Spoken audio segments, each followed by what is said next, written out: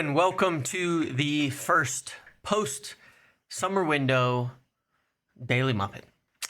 In today's video, I want to break down exactly how this summer went, how it played out, the planning that went into it, some of the changing of focus that occurred at different points in times throughout the summer, and take a big, strong look at where United landed, how the window was, and exactly why they're set up very, very well for the future, and what comes next. What they're going to look at in January, as United will have the financials to spend and the intent to pursue improvements in that window, should the right player be available, as well as next summer. Let's get right into it. So here is our summer 25-26 review, solving the football problems and the financial problems. There we go. Pre-summer planning. So in the first case, prior to summer, United looked at this as a bit more of a long-term rebuild. That's what they were intending. They were thinking, this is going to take a bit of time. We need to get some young players, get some people in and figure it out. There was an initial focus on young players with a couple proven, making that balance. Now, we still have done so in the end. Benjamin Šeško being a young player, Lomans, we finally have his name pronounced correctly, Lomans, being a young player, but it was looked at quite a bit differently and even more young prior to that.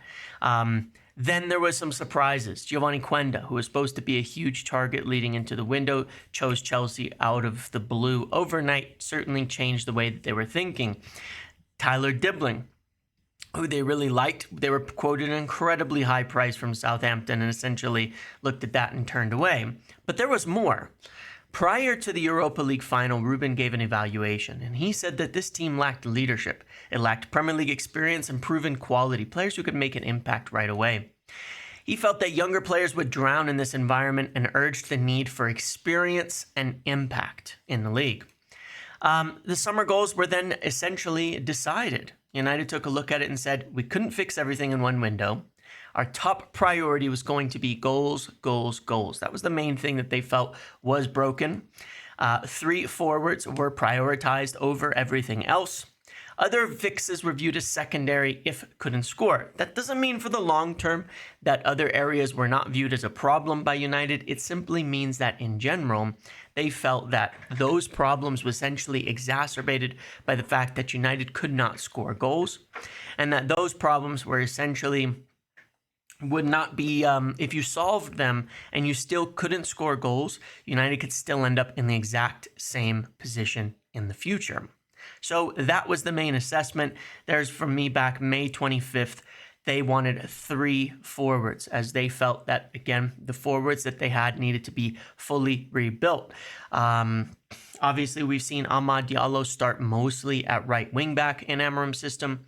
He does not want to play so defensive as sometimes the idea was last season, where you saw obviously Amad playing in the forward line. That meant you played 2 fullbacks who were kind of defensive. You'd have like a Garnacho, Højlund, Amad, a very defensive front team in general, and a front 3 that's very inexperienced and very unproven. And of course, 2 of those players are not even here anymore. So that was the assessment. If we can't fix everything this window, we need to solve our ability to score goals. Obviously, there are other factors that contribute to scoring goals, but we've got to have good players at the end of the pitch who can make an impact, who actually bother defenses that they actually have to plan for, that they actually have to think about. And if we do get in the right positions, are capable of finding the net. So goals, goals, goals. 3 forwards wanted. That was the assessment. The early planning was kind of interesting. They started the pursuit of Cunha actually in January. They made some contact in December and January to see about his situation. Following that, it was pushed back essentially as Wolves were not willing sellers. Delap was obviously the main one they had initially been pursuing as far as striker goes to play next to Cunha, to buy as well as Cunha at the start of summer. However, I'm still not totally sure if they were aware of this. I have a feeling they were based on what I was hearing. But I heard for some time that he was leaning to Chelsea and would likely be going to Chelsea. So I think they were prepared for that. On May 26th, I put out information a bit before that as well that United made contact with the camp of Mbeumo and maintain a concrete interest. There was work to be done to convince him. At the time, it was felt that sales of others would be necessary because they were still looking at Delap, but they were ready and already working on Mbeumo as essentially a quick pivot should they not get the deal done for Delap. They were also looking at Semenyo at that time too. The Mbeumo pivot was very, very quick. After they missed out on Liam Delap, they moved right over to Bryan Mbeumo to get that deal done, pushed ahead quite strong and quickly, and convinced him. Then we obviously had these kind of crazy, drawn-out negotiations that went on with Brentford, where it seems like nothing happened for the longest time. As we reported on that front, United made a bid. They got closer on a second bid a few weeks later, but the price kept changing. Brentford kept pushing it higher and higher. And in the end, it came down to Mbeumo coming back, insisting he wanted the move, insisting of what to do, and pushing them to nail down a price that moved it forward while maintaining his professionalism. So there was that. Then there was the striker search. This was a long, kind of drawn-out process that went on for pretty much the course of the entire season, the entire summer, and they flipped between a lot of different targets. This is not to say that Šeško isn't a good target, because bear in mind he was very expensive. Arsenal were heavily in the race for him at the time, and so there was some view that he might be unobtainable at that point, difficult to convince, and United were slightly unsure of their financial position. They were pursued parallel while the whole Mbeumo conversation was ongoing. United were regularly making inquiries and checks on different strikers. It was kind of said that they were to be sell to buy, but as I shared a few times throughout the summer, that's what they want you to think. But the reality is United could probably go and get that move done. With the sell-ons that we'd already gotten, even though United had not sold any players, the 20 million that was brought in meant that United were able to go and do this from a PSR perspective. From a cash perspective, the deal with Mbeumo being in installments over time as compared to the initial cash outlay upfront for Delap meant they actually did have the financial wherewithal to spend on the striker. We obviously saw in the end they ended up buying Benjamin Šeško before making any of the sales that pretty much all came in the final week. The financial uncertainty over Mbeumo did slow the pursuit of the striker down, though. There was a few points unsurety as to what would be asked for by Brentford, sometimes some ridiculous demands being brought up, and all of that as well. Gyökeres turned United down. He was one that they strongly looked at as well. His agent seems to have some issue with United. I don't know what it is. Also, the agent represents Victor Lindelof, who's now signed for Aston Villa, and there's some strange comments made by one of the individuals there in his Instagram post, seemingly throwing slight at United. Can't say I understand the reason why. I think Victor Lindelof has been treated more than fair at United, all things considered, but you never know, I guess, what goes on behind the scenes. Watkins was viewed as too costly for his age, so Jim Ratcliffe not a fan of quote-unquote old. Point being, Jim Ratcliffe and kind of the whole strategy involved there's been a lot of pushback against buying players for too much money who wouldn't last particularly long. Now, Watkins was viewed as a potentially ideal candidate by Ruben Amorim for somebody who could make an immediate impact. However, the price has to be right there. What they didn't want to do is end up in another situation like Casemiro where they paid too much money. So they were never going to pay the 65 million or anything like that.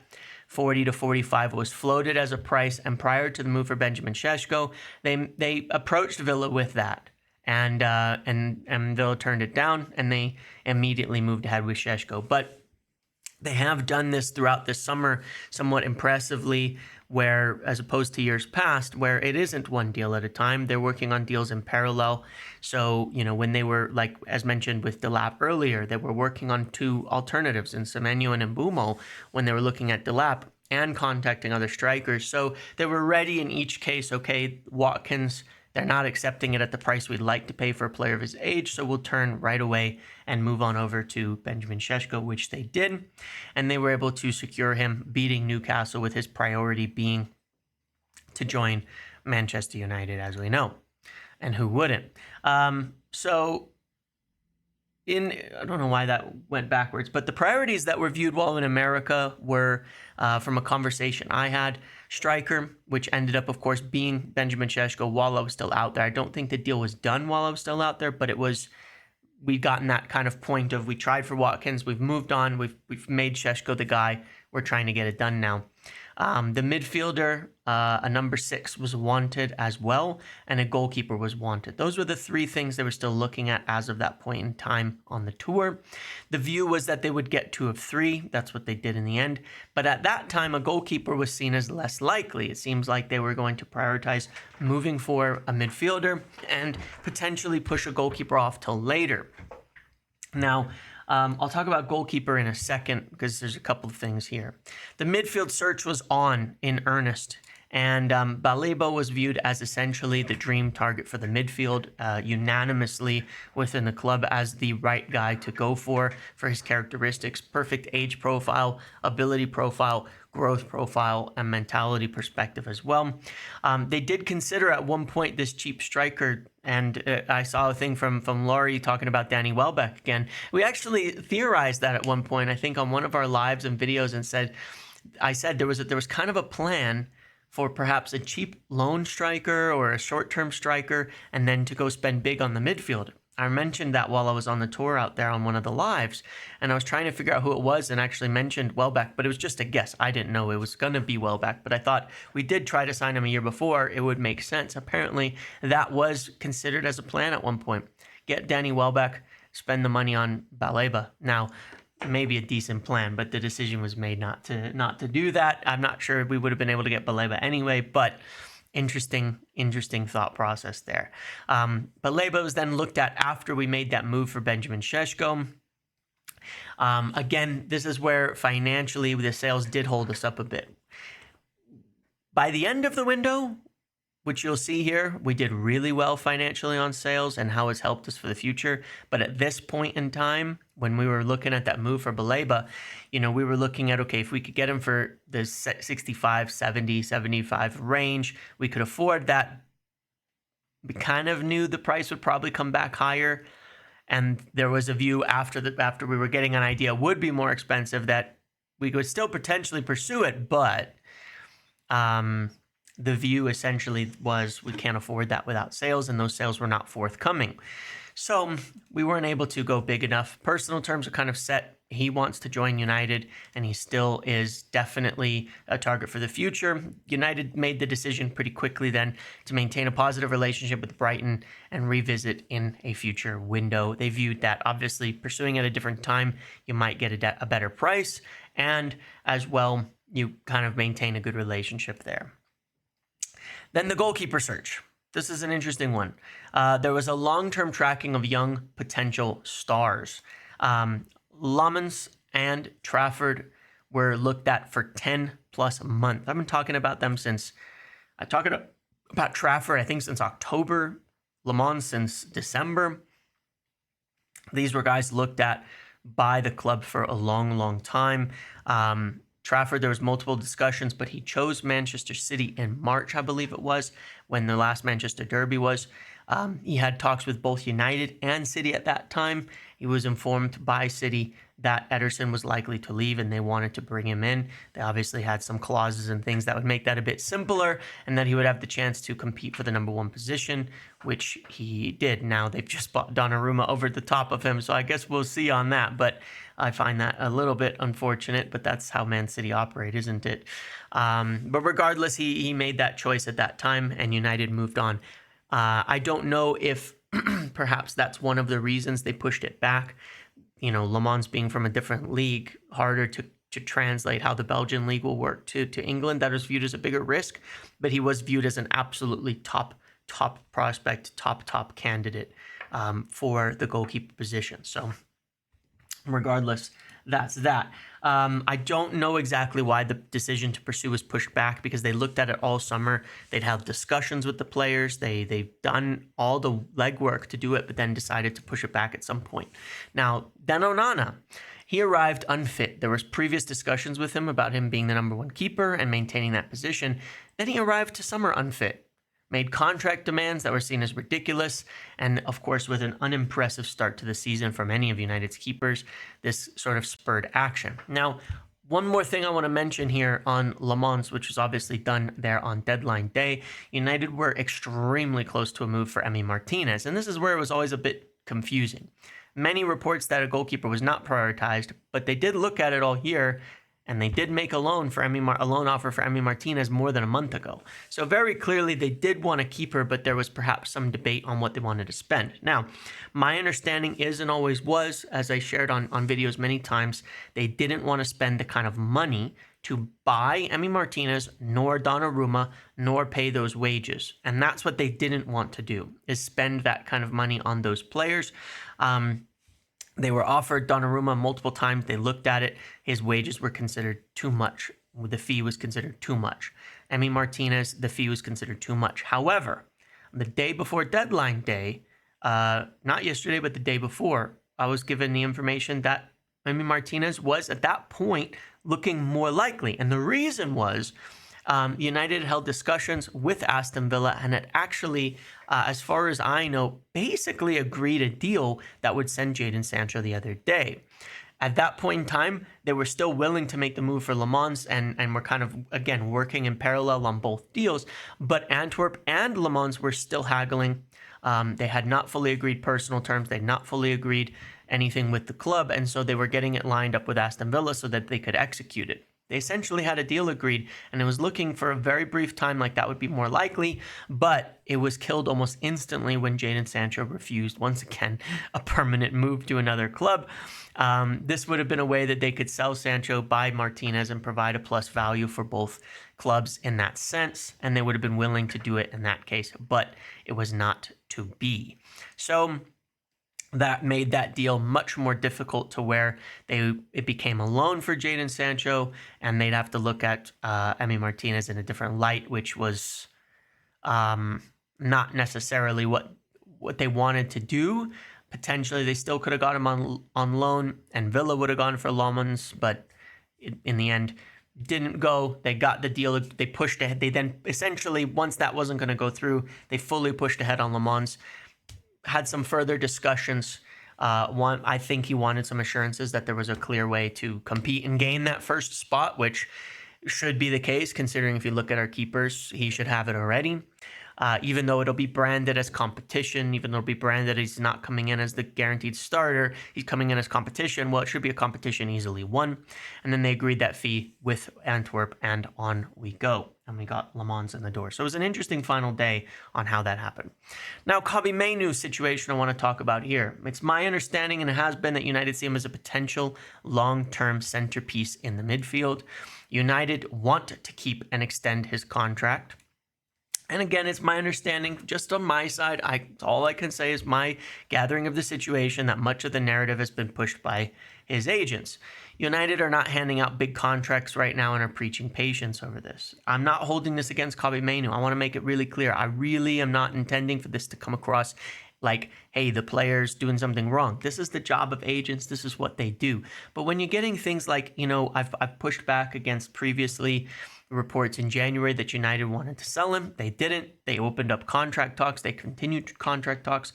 They planned all summer, as I shared before summer, their ideal plan was get Kobbie Mainoo into full shape because he spent a lot of time injured, get him fit, get him firing, and get him as the future long-term Bruno successor. And that's what they want.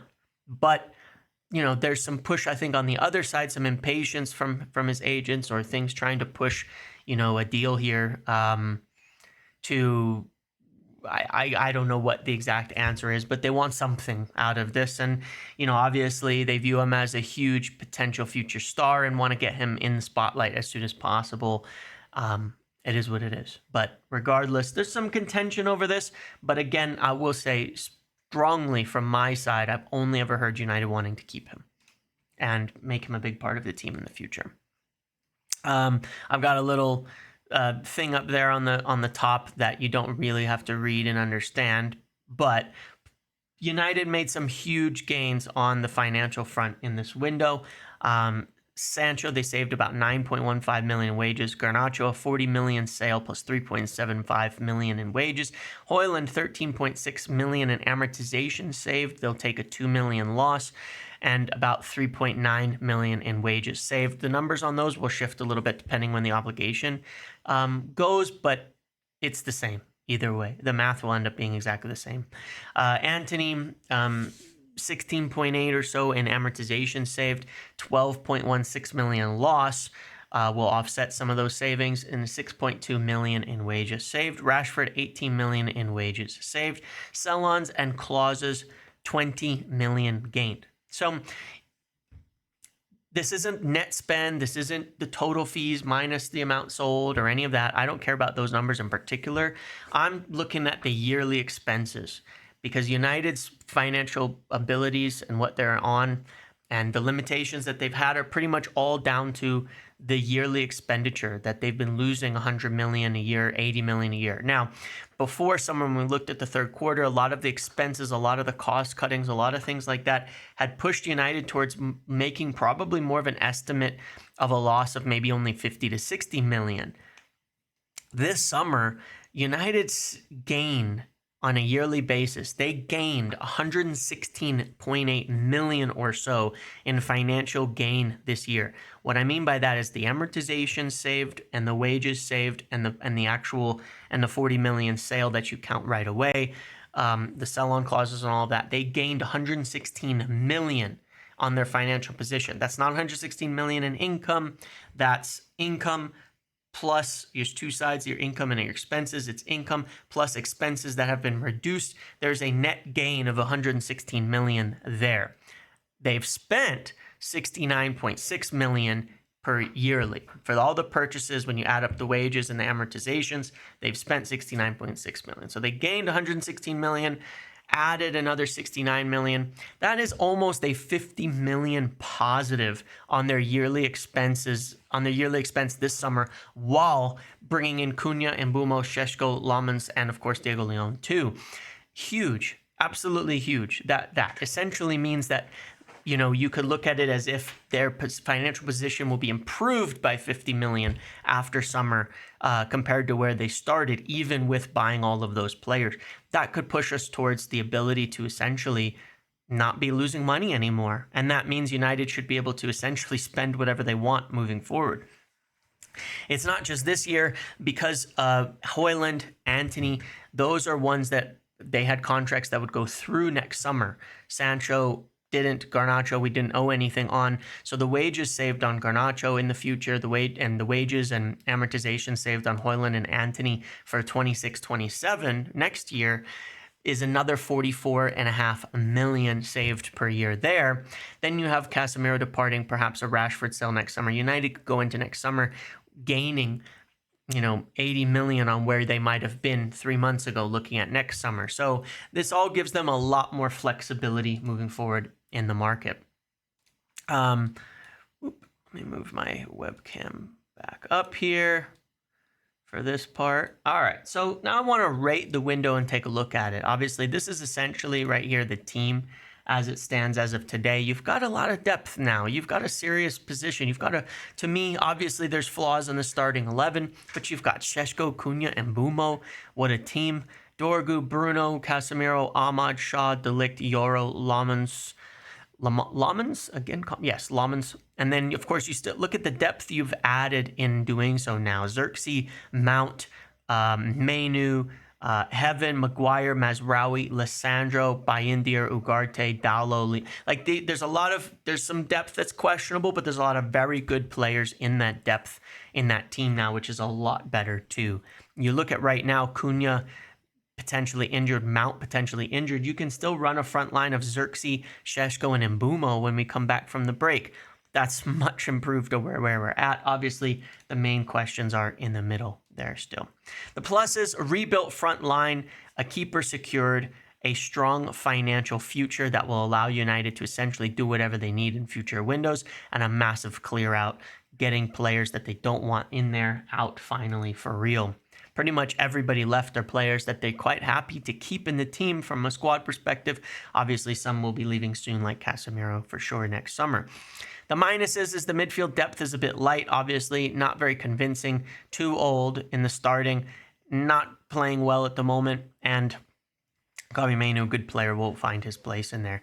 The fullback area is a little bit thin. You don't particularly have, I think Dorgu and Ahmad are good, but, you know, still some inexperience behind him. Dallo, a very different player, so you don't have a ton of, you know, alternatives that are offering you the same thing. And then the final thing I would say is a minus is we've already dropped points and potentially lost out on one of the cups because of the slowness in, you know, essentially because of the slowness in bringing in a keeper to me. So overall, I give it a 7.5 out of 10. I would give it an 8 if we got a keeper in sooner. It kind of depends on the context of what you're looking at. If you're trying to measure it on the basis of all the problems United have to solve, you probably give it a lower rating, but because we didn't solve all the problems. But that's not really how it would work to me. I think that within the context of what it is, given that we never probably could solve all the problems in one window because those are created for years and years in the past, this is really good. It's a really, really good summer. Again, only thing I would say is the unproven nature of, you know, the goalkeeper being a little bit late, slightly unproven at striker, that we'll see. But otherwise, damn near, I mean, I could have even rated it higher, frankly, when factoring in what it's done in terms of the finances for the future, because essentially this window was massive in setting United up for the future, and I think really well planned out, and I think has shown better execution than we've ever seen. But not everything was addressed. Wasn't going to be, so we'll take off a few for that, but otherwise, very, very good. Now, what comes next? Well, Mainoo, it's my understanding that new contract talks will be pushed by the club, but United do view this as a two-way street. They want him to knuckle down. They want him to commit his future. They want him to accept wages within the structure and view the long-term plan in order to do that. So just important to note that it is viewed as something like, you know, he needs to commit as well. The midfield is a priority. There are funds and there is an intent to look in the January window again at Baleba, Wharton, or other options, and they're willing to pursue a long-term target in January. They have the wherewithal to do so, and importantly, obviously, they want to look at it and say, hey, if we're in a position where adding a permanent player that we really like can help us get our season goals, push us into those European places, into Champions League even, then they want to do it. The goal is still to have 2 midfielders in by the end of summer 2026. A center-back reinforcement is definitely wanted. They want to look at least one. There's an evaluation as well that they'll be looking at how Lissandro returns from injury. Maguire going into the final year, he wants to stay. They probably want him to stay, but in what kind of context, we'll see. And Luke Shaw in terms of health and things like that, as well as, of course, Aiden Heaven. There's a likelihood that they might, you know, it really, some of this really depends on the position. They've looked at central center backs and they've looked at wide center backs, you know, strong, pacey ones similar to Lenny Yoro with good, strong left foot, something they would look at. But that's going to depend strongly on Lissandro and Shaw and Aiden Heaven this season, all with some question marks for different reasons in terms of what they can be and what they can become. There's going to be options out there. I would, you know, there's others that they will potentially look at too as well. In terms of names here, don't have much as of yet. I do know that Amorim's a big fan of DeBast, and we'll see if we come back for him next summer because he certainly fits in the way that he wants to play in the center back position. A fullback or wingback is intended to be signed as well. This is, again, slightly dependent on Leon and youth. The point when you say dependent and why this needs to be looked at, they don't make decisions like, they don't look at the end of the year, start looking at players. What they do is they look at like through the year. They have all the positions that they're going to look at. So 2 midfielders, a couple of center backs, a couple of fullbacks and wingbacks, prioritize scouting in those areas. but they'll kind of still be evaluating within the squad and then deciding where the priorities lie, which is needed. And on the midfield, again, there is a look at potentially, like a Bruno type replacement as well as a 6, like 1-6, 1-8, and that doesn't necessarily mean Kobbie is leaving, but it might mean Bruno leaves. That is something that is considered as possible. But fullback and wingback intended as well. There are some good youth prospects and such coming through here, as well as obviously how Diego Leon gets on as the season goes on. The view is that with the well-researched purchases that they've done, they feel they're relatively low risk. Even though they've spent a lot of money, their players they feel they have enough data on to be fairly sure of their success. Obviously, Cunha and Bumo being Prem-proven helps that. You know what they're offering. They're already showing it. Šeško and Lomonsville viewed as pretty likely successes in that regard in the long run. United are positioned, if they can get in Europe, to where they feel they can complete building the squad that can essentially build up towards challenging next season. Doesn't mean next season they're going to win a title, but in theory, obviously it's still in theory, they feel that next year they can get into Europe and they have the money with a couple midfielders, a center back, a wing back, that they have a team that's capable of competing. And when you go back and look at the team in general, I would tend to agree. If you add 2 new midfielders in here, I think your attack is capable of building that partnership and connectedness to compete. Obviously, you have to see how Šeško gets on. You add another wing back as well. You have the potential there. You add another center back as well. You have the potential there. But Yoro and De Ligt have looked stunning this season so far, obviously, if Le Mans works out as well. So they feel that they can build and are closer to building a team that can be title winning. And obviously, with the players they've cleared out, that they have essentially the ability to do so, that it won't be so crazy in terms of the turnover next summer.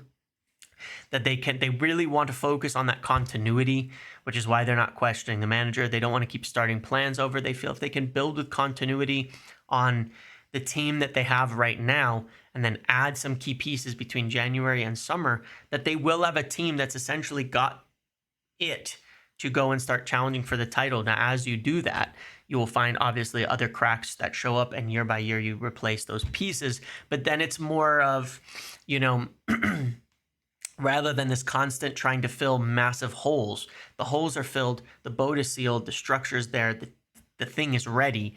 And after that, you're really just looking at, okay, if there's a little area of underperformance, we fix that. If there's a little area where we can go get a world-class player to upgrade in that position, we do that. And you're not doing reactive planning. Now you're not doing this like always trying to fix problems that are existing every summer. You're ending with with multiple things you already know you need to do. They want to end next summer not knowing what they need, if you get me.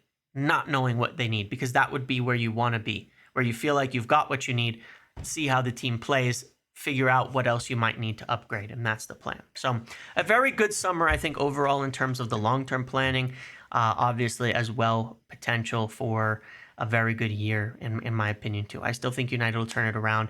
I'm going to look through this week at some of the numbers because I think United have been a lot better than expected, and the league a lot worse. I think that's one of the things that I said early that I think is proving true. It's a chaotic league, and I think that a lot of teams are not nearly as good as people think, and there is a real route open here for United to get into a good position this season. But that's the summer review. That's the look forward at what they're going to be doing January and the next, Kobbie Mainoo, other situations as well. Thank you for following. Thank you for watching. Thank you for being a part of this summer. It's been an exciting one, an interesting one, a somewhat better planned out one, less frustrating in a lot of ways than in years past. So yeah, I want to thank you all for that and hope you found this video interesting and informational, and keep up throughout the year, because there's a lot of stuff we do outside of the windows. There's a lot more to know, a lot more to find out, and a lot of interesting stuff to talk about. And again, a lot of the planning goes in months and months and months ahead on all of this as well. Okay, thanks for watching. Make sure to like, comment, subscribe, turn notifications on. See you all in the next one.